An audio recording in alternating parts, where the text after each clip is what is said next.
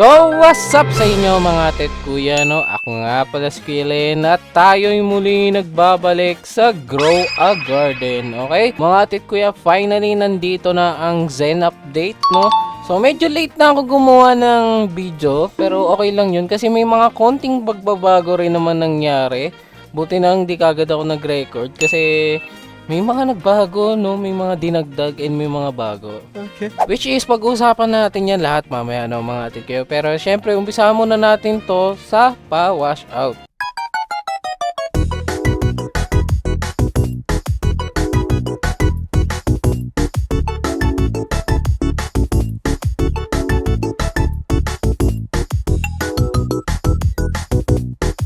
Ay mga atit ko, yung plano lang talaga ngayong video is titignan lang natin yung Zen update, no?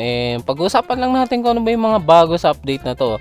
So, umpisa muna natin mga tit kuya sa mga pagbabago. Okay, may mga bago po kasing ginawa. Kaka-update lang kagabi pero may mga binago kagad, okay? Una-una mga tit kuya na pagbabago na hindi nyo masyadong mapapansin lalo na kung hindi pa max yung Zen 3 nyo. Okay, yung Zen 3 yung punong yan. Kasi yung dito mga tit kuya, yung koi, okay, yung koi is na nerf. Okay? Dati, ang nagagawa po ng koi is nagbibigay siya ng egg lock.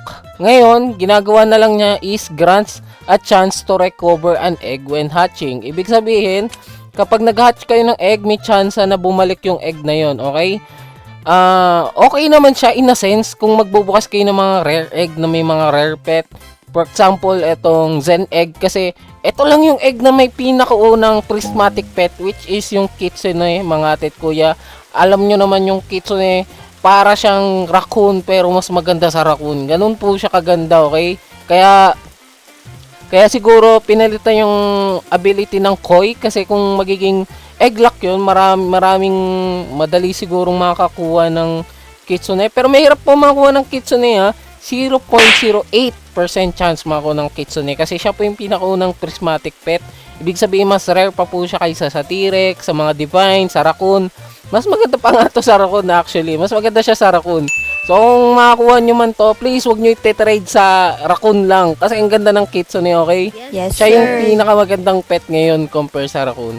So, next na pagbabago, actually dinagdag lang to mga tet kuya, is meron ng Tranquil Radar.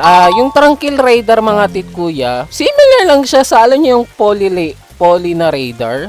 Okay? Yung ganito, ganun lang din tong Tranquil na radar, okay? Similar lang din sila. Ang ginagawa naman nito, kumukuha naman siya ng Tranquil, okay? Kasi yung event kasi ngayon mga tit kuya is similar lang sa mga past events na pinagsama-sama. Para siyang yung poly event tapos harvest event. Parang ganun na pinagsama-sama. Basta meron kayo ditong yung Zen 3. Tapos meron din kayo yung parang yung dito sa shop. Yung katulad sa summer shop na merong Zen coins.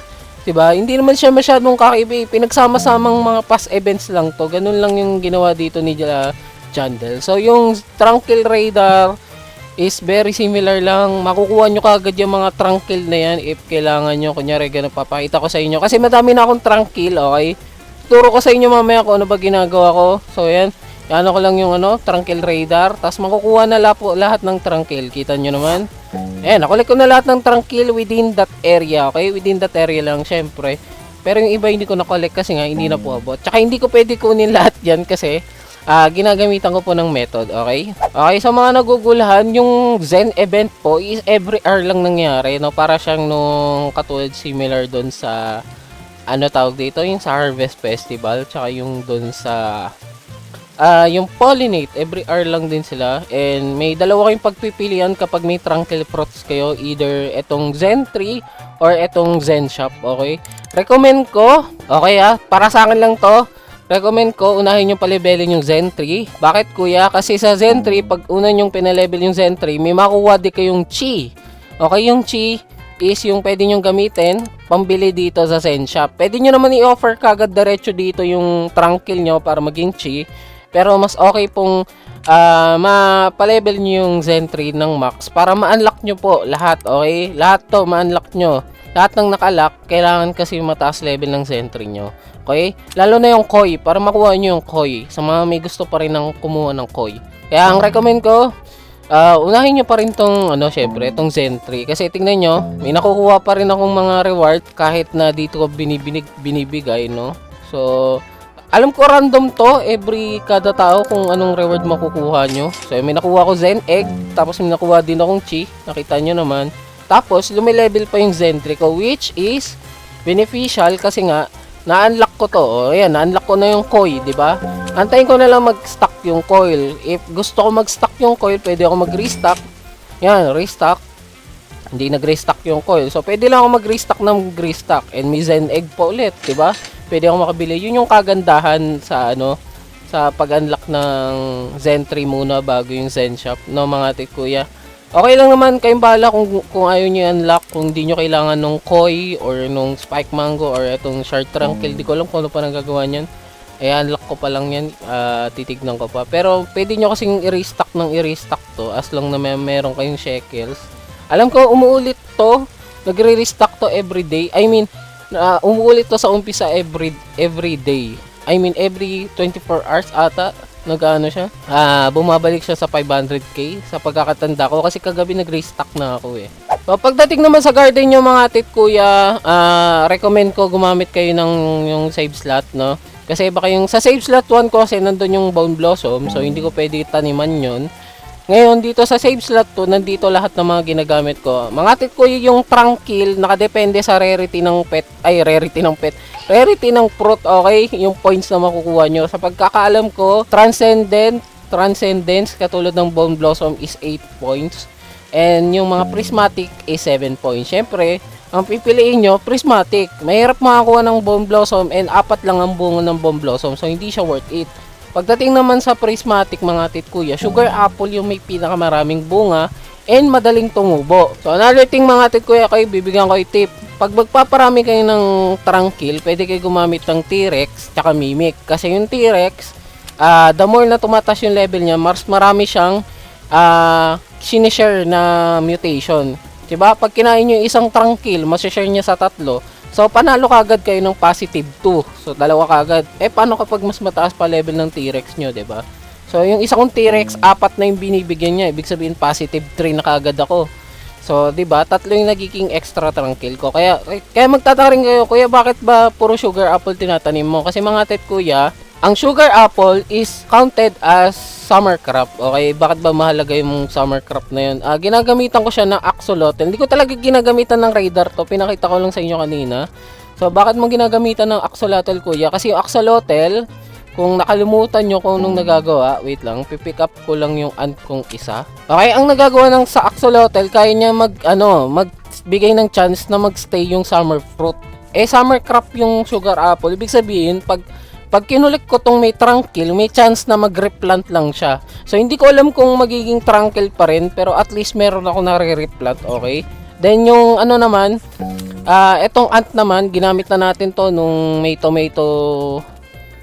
Yung ginagamitan ng tomato method. So, alam nyo naman nagagawa ng ant, kaya niya mag-duplicate. Ibig sabihin, kung meron kayong tranquil, nakuha nyo, may chance ang ma-duplicate. May 2 kagad yung tranquil, di ba? Sobrang dali niya lang and sobrang ano lang tong event na to, puro AFK ka lang dito hanggat mapuno mo yung garden mo siguro ng tranquil. Yun lang yung pinaka method dito sa update na to.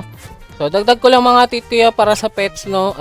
Kung gusto nyo talaga ng mapabilis yung tranquil nyo, okay? Kung gusto nyo hindi nag-aabang ng event, kuha kayo ng Tanjozuru, yung ibon, okay? Nagbibigay kasi siya ng tranquil every 10 minutes within studs. Okay, within studs, ibig sabihin dapat nasa range niya. Kung kinakailangan, i-travel nyo, okay? Kasi yun lang yung magiging choice nyo. Kailangan within studs.